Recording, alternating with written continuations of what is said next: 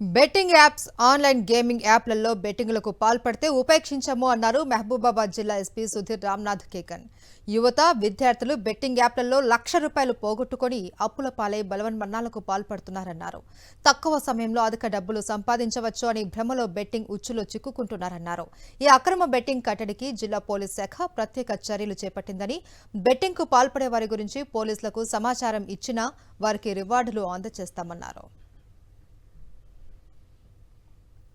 మన రాష్ట్ర డీజీపీ గారు ఆదేశాల ప్రకారం ఈ బెట్టింగ్ యాప్ సంబంధించి కఠిన చర్యలు మన సైడ్ నుంచి కూడా మనం తీసుకోపోతున్నాం. నా తరపున అంటే మహబూబాబాద్ జిల్లా పోలీస్ శాఖ తరపున ఈ మహబూబాబాద్ జిల్లాలో ఉన్న ప్రజలందరికీ ఒకటి విజ్ఞప్తి: మీరు ఎట్టి పరిస్థితుల్లో ఈ బెట్టింగ్ యాప్, ఆన్లైన్ గేమింగ్ అట్లాంటివి ఏం చేయొద్దు. ఎందుకంటే ఇప్పుడు ఈ బెట్టింగ్తోని ఫైనాన్షియల్ లాసెస్ అవుతున్నాయి. చాలామంది యూత్ పిల్లలు సూసైడ్ కూడా చేస్తున్నారు. సో దీంతోనే సోషల్ ప్లస్ ఎకనామిక్ ఇష్యూస్ జరుగుతున్నాయి. సో ఒకవేళ ఇట్లాంటి బెట్టింగ్ జరుగుతుంది, లేకపోతే ఆన్లైన్ గేమింగ్ ఇట్లాంటివి చేస్తున్నారు, అట్లా ఇన్ఫర్మేషన్ మీకు వస్తే మీరు కంపల్సరీ పోలీస్కి ఇన్ఫర్మేషన్ ఇవ్వాలి.